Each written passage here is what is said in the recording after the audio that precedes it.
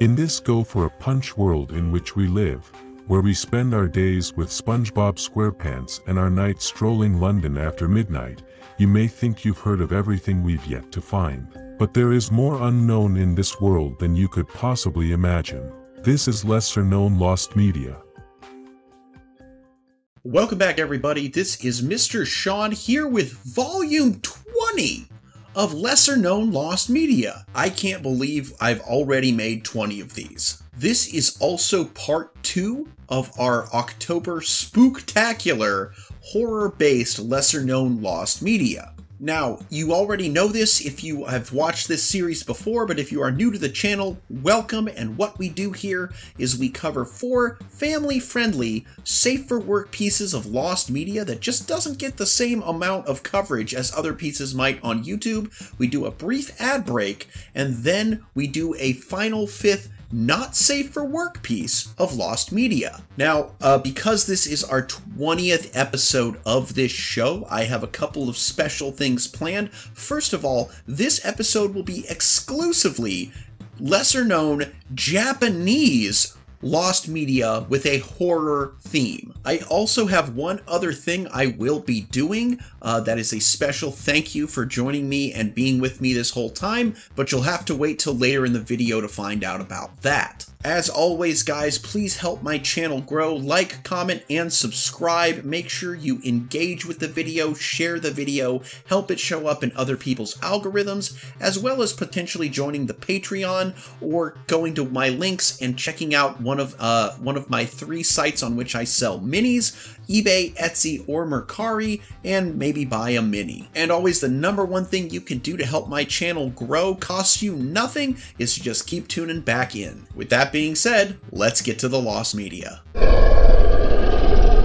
Alright guys, for the first one today, I'm playing a little fast and loose with the rules of what counts as lost media, but at number 1, we have Gozu, aka Cowhead, a lost Japanese horror story of undetermined origin. Now, if you're at all a fan of Japanese urban legends, you might be saying, Mr. Sean, Gozu, aka Cowhead, or possibly also known as Oxhead, is not actually a piece of lost media, but rather it is a urban legend, and maybe. So as this urban legend goes, supposedly the Cowhead story is so horrifying that people who read or hear it are overcome with fear so great that they tremble violently for days on end until they die. The full story has supposedly been broken up into fragments that when read individually are not lethal, but still terrify and bring great pain and suffering upon those who read or listen to their words. Gozu was sometimes rumored to be an unpublished piece written by famous science fiction author Sakyo Komatsu, but there is no evidence to link the author to the legend. So why am I saying that this urban legend is lost media? Well, maybe the myth itself might be false, but I believe in every story there is a grain of truth. So somewhere at some time, most likely in Japan, somebody told an exceptionally scary story about something involving a cow head.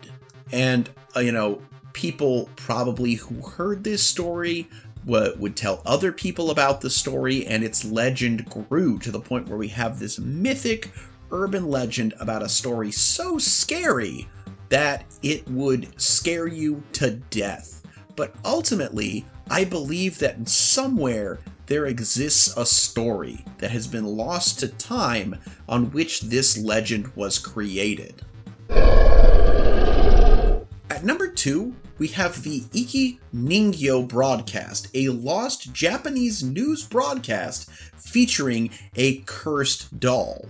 So, to start off, the Eki Ningo is a doll supposedly presented to actor, screenwriter, and professional horror storyteller Junji Inagawa when he started working on a particular play.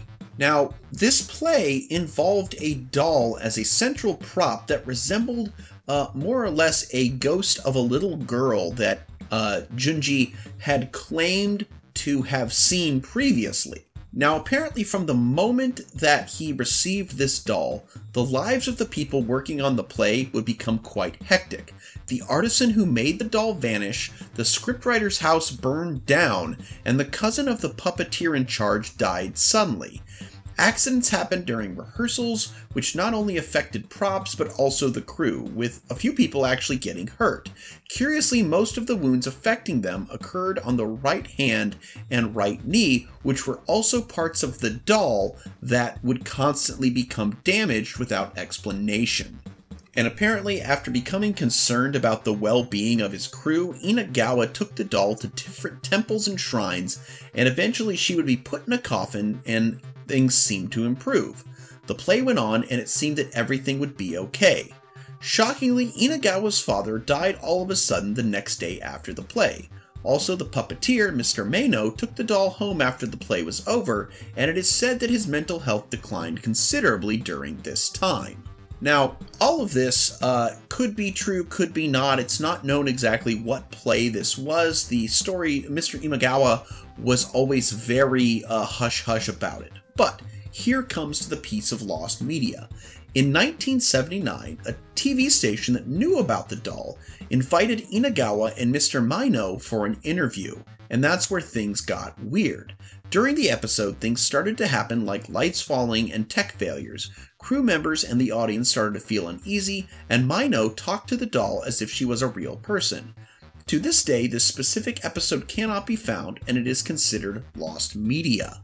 There are also reports that at some point lights and various parts of the stage started to come crashing down, and it sounds like if this was a real thing, that it would have been better documented. But here's the thing, we do have screenshots that are supposedly from the episode, though the episode itself is lost. So it does seem like whatever the truth of the legends are, there was an episode of a Japanese news program in 1979 where they interviewed both Inagawa and the puppeteer while the doll was present.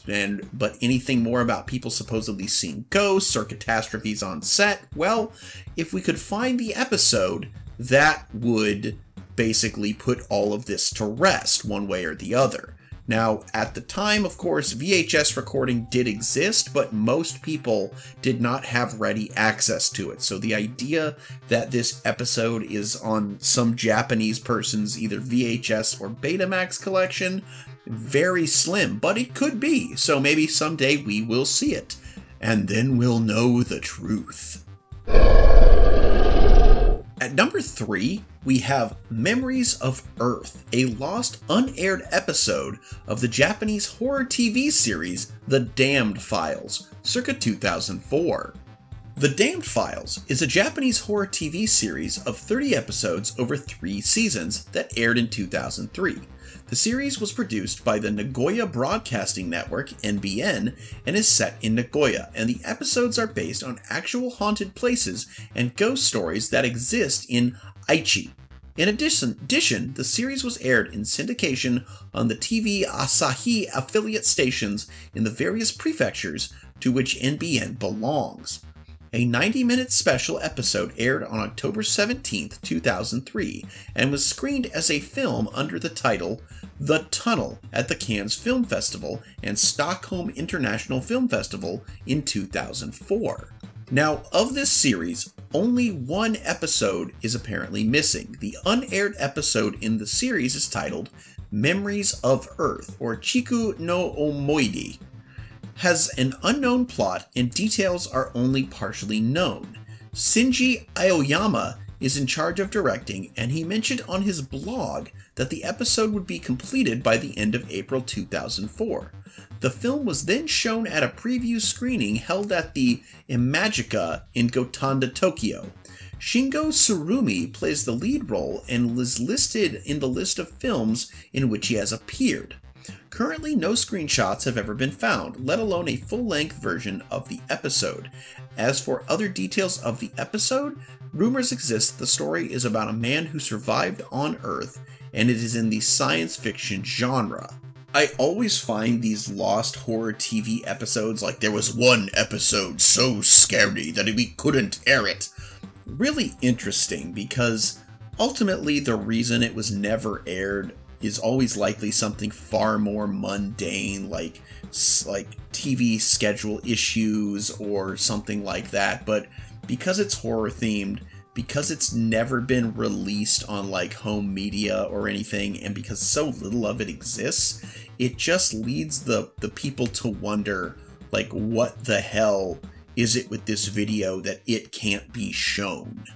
And while I'm always someone who wishes that lost media will become found, I feel like in some cases like this one, finding it would be nothing but a disappointment, because then we'd have the reality, and the reality would probably be very mundane.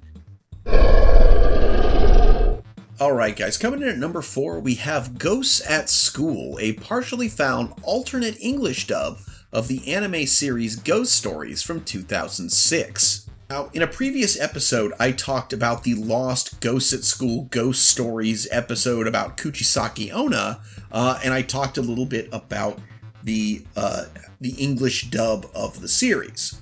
So originally, Ghosts at School was an animated adaptation of the Toru Tsunemitsu's novel series of the same name, produced by Studio Pierrot, and the anime ran for 20 episodes between October 2000 and March of 2001 on Fuji TV in Japan, with again one missing episode about Kuchisaki Onna that was removed before it could even air because the station thought that children with hair lips might be offended by the episode.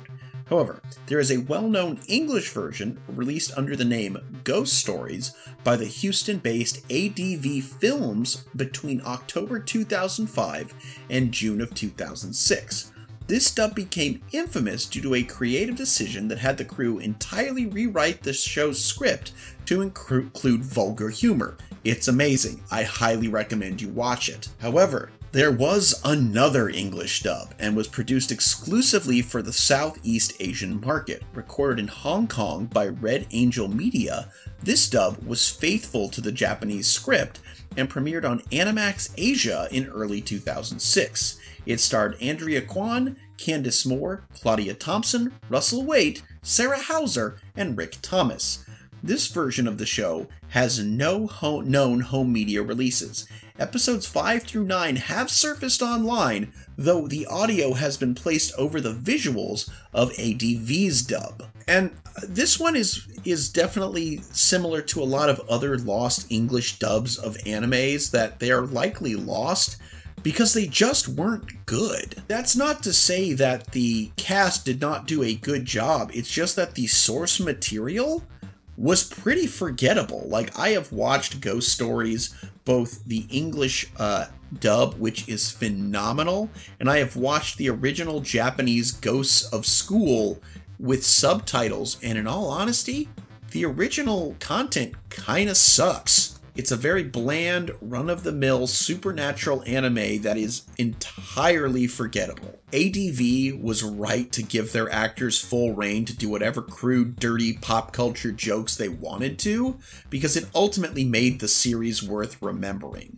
So while again, I'm sure fans of this series would love to have another version that's faithful to the source material, and I do hope we find it one day, I do feel like it will just, if they ever were to release this on VHS or DVD, I guess now, it would just sit on your shelf and you just watch the ADV version because it's better.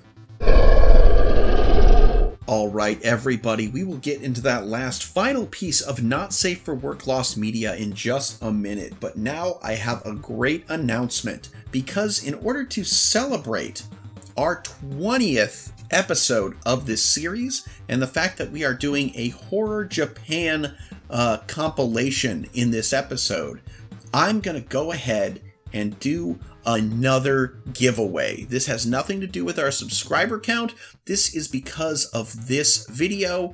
We're doing Japan, we're doing horror. It's our 20th episode of the series, so I figured this mini would be very fitting.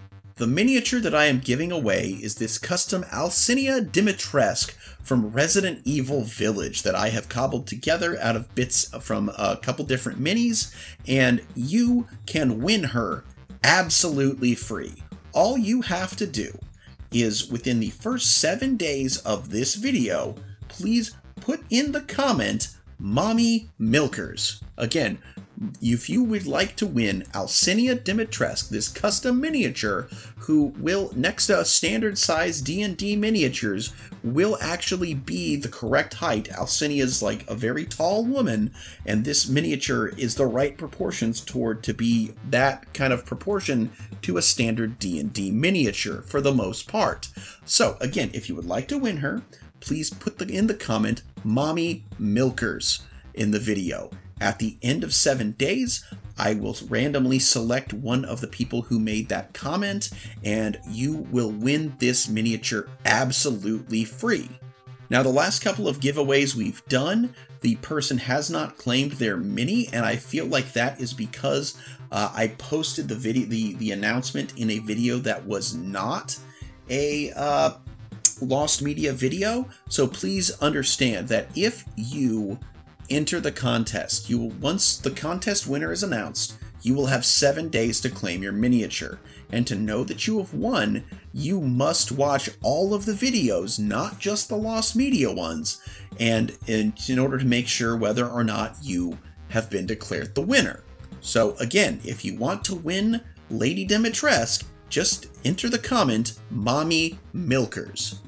And hey, while you're entering that comment, be sure to give this video a like. Let's see if we can get this video to 100 likes in its first 7 days. That would be absolutely phenomenal. The last time I asked people to try and do that, we got to a little over 60 in the first 7 days. So, pretty close, but we're not quite there yet. So, go ahead, enter that comment, Mommy Milkers, and click the like button. And with that being said, let's get to our final entry. Alright guys, for this final piece, I kind of had to wrestle with whether or not I consider this a lesser known piece of Lost Media, as I have seen it on several videos, but I ultimately decided that it counts and belongs here because there are similar pieces of Lost Media that are much more well known, and that is of course the Renee Hartevelt death footage recorded by Issei Sagawa, aka the Japanese killer, who recorded his act of cannibalistic murder on this woman in 1981. In the summer of 1981, Issei Sagawa, a Japanese student studying abroad in France, invited Renee Hartevelt, a classmate, to his apartment for dinner and to study poetry. What culminated was Sagawa's intention to kill and consume Hartevelt's flesh. While he was reading a Johannes Roberts Becker poem about death, he shot her with a rifle. Using an electric knife, he started taking more than 7 kilos of meat off of her body. He consumed her flesh during the next 3 days, cooking several meals and having sex with her corpse before finally getting rid of the body. In addition, he recorded the entirety of the butchery. Her last words and the actual firing of the shot were also caught on tape. And Sagawa shot a total of 39 photographs showing several stagings he made with the corpse. Trying to make Hartevelt's body disappear, Sagawa eventually committed a mistake by losing one of his suitcases containing her body parts in a public garden. The police later found that the owner of the suitcase and arrested him, and he was known as the Japanese Cannibal by the newspapers. The rest of Hartevelt's body, the rifle, and the butchery photos, as well as the tape recorder and several other pieces of evidence were found in his apartment. The saddest part is that rather than going to prison, he was sent to a mental institution, and then when he got out, he became a celebrity food critic in Japan. Now, these tapes are presumed to be in the possession of the French police. They are unlikely to ever surface for obvious reasons. Now, while I believe Mr. Sagawa died of COVID during the pandemic, I think it is insane. Be that, one, I can understand how he got off with a slap on the wrist because apparently his father is very rich and well connected and was able to get his son out of the trouble. But the thing that amazes me is that knowing what he did, this man was welcomed as a celebrity, and being known as a cannibal, why the hell would you want this man to be a food critic? I feel like giving this man celebrity status and having him write articles and make television appearances is incredibly disrespectful to the memory of Ms. Hartevelt, who the only thing she did wrong was befriend the wrong classmate who turned out to be a complete sicko and psychopath. And as it stands, I'm glad this man's dead. I wish that he had gone to prison, and I wish that he had met a similar fate to, say, our own American Milwaukee cannibal Jeffrey Dahmer, because I think it's absolutely disgusting that this man was, was only made to be in a psych ward and then welcomed back to his home country with open arms as a morbid curiosity celebrity figure. Absolutely disgraceful. And that's going to be the video, guys. Thank you so much for joining me for this first 20 episodes of Lesser Known Lost Media, and let's hope that the next 20 are just as entertaining. Be sure to comment Mommy Milkers to enter the giveaway, be sure to like, be sure to subscribe, and be sure to tune in to the next episode next week. Until next time, everybody, I'm Mr. Sean, this is Chimera Miniatures, and I hope that you alpha great day and an even beta tomorrow. Bye-bye!